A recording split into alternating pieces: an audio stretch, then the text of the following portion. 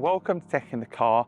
This is a brand new 2023 Audi RS3 Vorsprung Saloon in the UK, and that is a brand new 2023 Honda Civic Type R.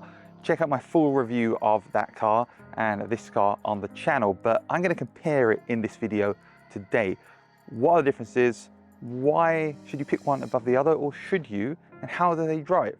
Right, let's start with an obvious fact. These cars cost different amounts of money, significantly different amounts of money. The Civic Type R comes in at £49,000 here in the UK, and the Audi RS3, which is not available to order any longer, at least in the UK, but I know you can still get it in Europe and the US, starts at around £55,000. This car I spec'd is £59,000 or £60,000 list price. However, it had a price increase as well, and if you were to buy one of these now, if you could, it would cost around the £65,000 mark. That's £15,000 more than the Civic Type R. So why am I comparing them? Well, it's a very simple reason. The quality of German cars in terms of interiors and build quality has decreased. I've seen that on all my channel videos. The quality is going down. But what does less money get you with a Japanese car? Is it the same, or actually is the quality better? Do you get better value from the Civic Type R than from an RS3 if you're in the market for a hot hatch stroke saloon? I think the answer is the FL5 Civic Type R is a better value car than the RS3, but I'll explain why in this video. Let's start off talking about the pound performance and the differences between the engines of these cars. So the Audi RS3 is the only car in the A3 range that has a 5-cylinder engine. Every other car has a 4-cylinder engine, but this has a 5-cylinder engine, putting out 400 horsepower and 500 Newton meters of torque. This is a very, very fast car that can do 0 to 60 in around 3.5 seconds in most conditions. So that's much faster than the Civic Type R with more power. This is also an automatic, so you don't have to worry about changing gear, and it's 4-wheel drive using Audi's famous Quattro all-wheel drive system. So this car has more power, it's got a bigger engine, 2.5 litre 5-cylinder engine, and it's more expensive. Over here at the Civic Type R, we have a 4-cylinder engine. This engine is only available on the Type R in the UK because the standard Civic has a hybrid assisted system, which, check out my video on that, is very, very interesting. This engine has had some changes made to it. It's got less fans in the turbo. The software management for the engine has been tweaked, and it's just a very, very nice sounding and high revving engine when you're changing gears. Of course, it is manual, 6-speed manual transmission, front wheel drive only. It's got a limited slip differential to give you more sporty handling. The RS3 obviously is Quattro 4-wheel drive. That has a drift mode, which lets you send 50% of the power to the rear wheels and then 100% of that to either the left or right, so you can drift around corners. So that's a trick that this doesn't have. So this car can't drift. It's really quite rare to have a hot hatch which doesn't have a drift mode. This is an exception in the current climate of cars. It's staying true to its origins, which is a front wheel drive, which has been like that all the way since the Civic Type R started in the 90s. Let's talk tyres now. This is a staggered setup on the RS3, 265/30 on the front, 245/35 on the rear. That's to help with the handling of the car. We've also got really big brakes on the RS3 too, which look fantastic. 8-putt brakes.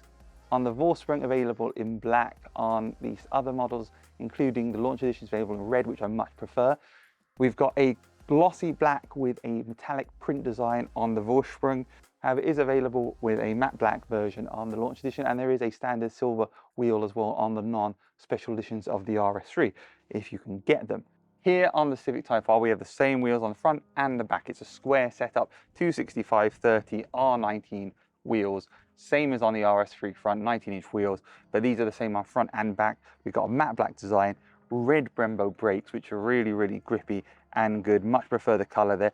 The RS3 also has Brembo pads, but it's branded RS and not Brembo. I much prefer the matte black design on the Civic Type R with the contrasting red brake calipers. Why, Audi, do you make strange design choices like black brake calipers? Doesn't look good with a car which has bright colors on it. It's fair to say the rear of these cars could not be more different. We've got a tiny little boot spoiler on the RS RS3, which is really just there for, well, looks, if we're being honest. It doesn't do much. We've got a horrible mesh design on the back bumper, just for looks, doesn't do much. We do have the beautiful dual oval RS tailpipes, which I love the look of, but aren't actually connected to the actual exhaust. Again, it's a bit of a design feature there, but the back of the RS3, although aggressive, is quite understated. If we look at the back of the Civic Type R, well, I don't need to remind you that there is a massive spoiler on the back of the Civic Type R, which I'm leaning on right now, which the RS3 doesn't have.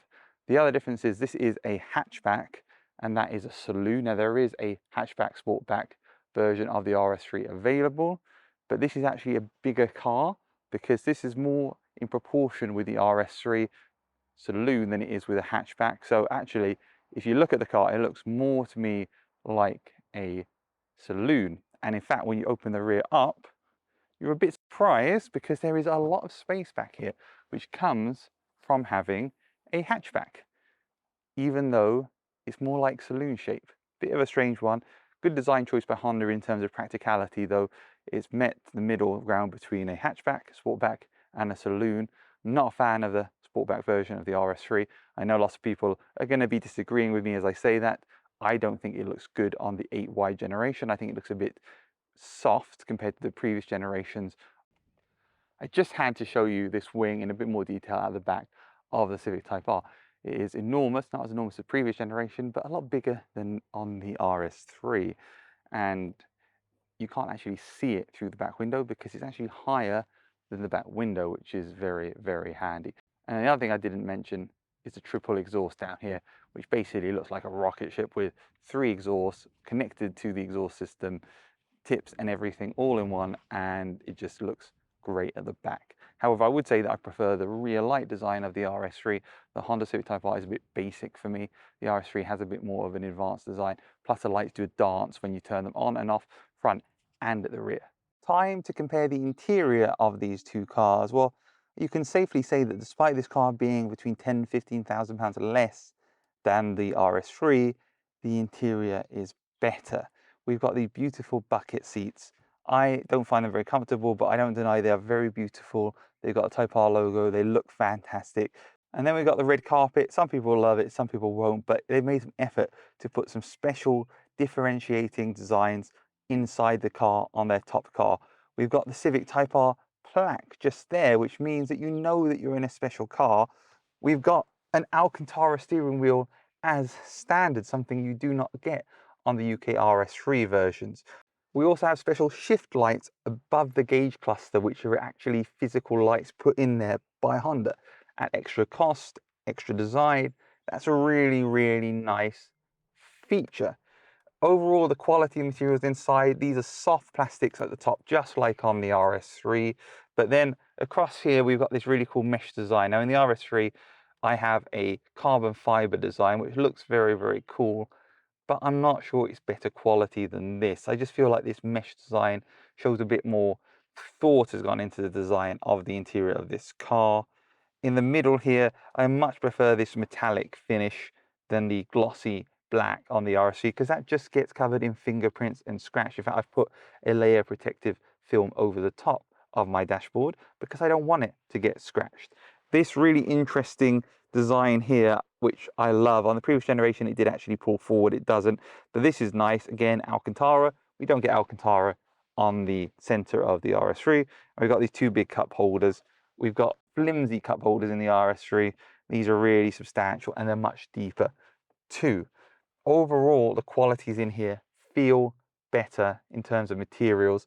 Yes, there is still hard plastics on the door handles, just like on the RS3, which exists there, but they're just nicer to touch areas on the inside of this car than the RS3. And this was what I was saying when I was talking about the quality of interior and materials in modern German cars are dropping. Unless you go right to the top of the range, which is no longer a £65,000 RS3, it's actually a £100,000 RS6, for example.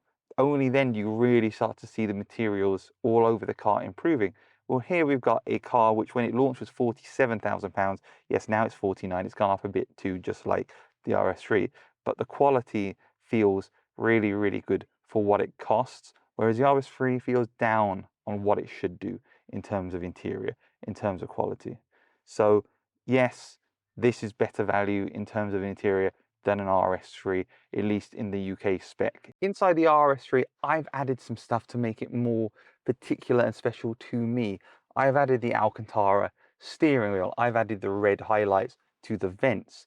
In US and European cars, you can get the seats with red on them as well, and also red stitching in the center console and on the doors. In the UK, you get a round steering wheel, which is leather, no Alcantara, and it's round. You'll notice on the Type R, it also has a round steering wheel, but it's in Alcantara. But depending on the trim you buy, you can get an RS3 with a flat bottom steering wheel, which looks a lot more sporty. Yes, we have this carbon fiber trim in here, but as I mentioned in the Type R, this is horrible glossy black plastic. These cup holders are really flimsy. Just the interior, this is soft, this is soft. These vents, hard plastic. The inside of these doors, hard plastic. Bottom of these doors, hard plastic.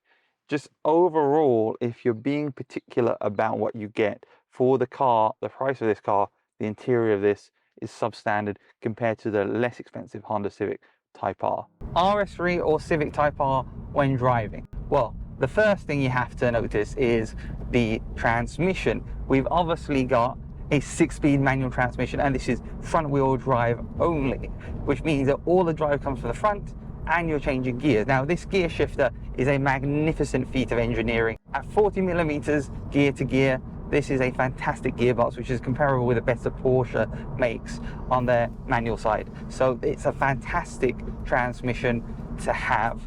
Now, if we're going to compare, honestly, the cars, you have to say, well, is that a good thing or a bad thing? For pure enjoyment of driving, if you're in a place where you're able to change gears in a sporty way, like a great road, then it's fantastic.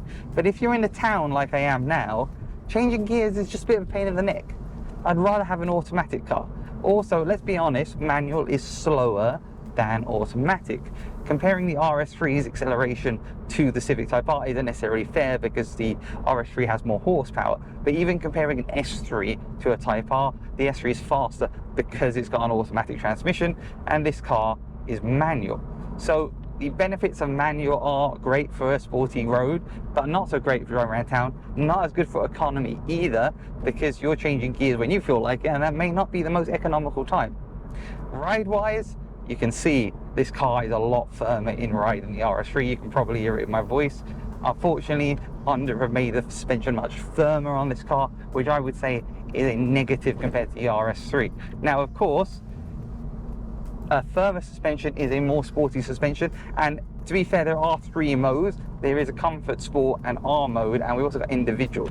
And the truth is, in that mode, the suspension can be soft and the rest of the car can be sporty, which is fantastic. But I still think it's a harder ride than the RS3 has. That isn't in question, and I think that's a negative on this. In terms of handling, it's very precise, very good. So let's just rev the engine up a bit here and see what happens.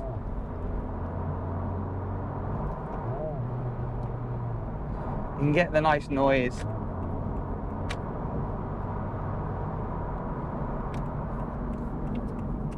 Changing up a gear, down a gear. It's very responsive in R mode. I love the rev counter, the way it changes to give you a much more sporty look. It's a lot of fun to drive. The steering wheel feels great as well. I think when you compare the two cars, this car is a more pure sports car, and the RS3 is more of a hyper hatch. The RS3 is a very different car to the Type R. The fact is, unless you have the engine revving, unless you're driving in dynamic or RS performance mode, it just feels like an A3. Now, this is my car, I really love it, and I love how it's sedate yet can become amazing, and you can hear that engine, and I'll do that in a second. But just the interior, the presence of this car just doesn't feel as special overall as the Civic Type R, and that is a big win for the Civic Type R, a car which is, yes, more expensive than it used to be, but a lot less expensive than this car feels a lot more special just getting in it and driving it. Of course, where this car wins is the engine. I'm going to put it into RS performance mode now, and you can hear the engine. And it's not just the engine, it's the power. The power difference is enormous. Now again, this is a more expensive car and it's got more horsepower, so it should be faster. And that engine is what personally for me makes me an RS3 lover. The combination of the size and the convenience and the specialness from the engine. But as a overall car, is this as special as a Type R? No. Does it drive better than Type R? It drives very, very similar. I would say the Civic Type R feels a bit more sporty handling. It's just the engine wins it here. But if you were to say to me, have a choice, pick a Type R or pick this, really the sensible choice, and not just a sensible choice, because the Civic Type R is a fantastic car, but the car lover choice should be the Type R. Ultimately, the thing which helps me decide here is the fact that this is my car, and so I'm obviously going to be biased towards my car. It's got a much more special engine than the Honda Civic Type R, but again, maybe this isn't a fair comparison. If you were comparing an S3 with a Type R, I would absolutely 100% get the Type R. You're getting a better quality car, which is more fun for the same price or less than the equivalent S3. When it comes to an RS3, maybe it's the next category up because of the engine, because of the power, but I love what Honda have done with the Type R. I think it is a tremendous feat of engineering, a tremendous car, an improvement on the previous generation, and a car which is very, very special. And I think it's going to be cherished as the best Civic Type R that you can get. How could Honda make it better? Do an automatic version. It'll be faster and much more impressive. The fact is, in the 0 to 60 times, this is a lot slower even than the S3. But overall, fantastic car. Quality on cars that aren't German is going up. Quality on cars that are German is going down. So you should definitely keep your mind open to a car which isn't an Audi or BMW or Mercedes, and look at the Hondas, look at the Kias, look at the Hyundais, look at even the Volvos, for example. Thank you for watching this video. Let me know what you think in the comments. Which one would you go for? Please give this video a like and subscribe for more on Tech in the Car. Thank you.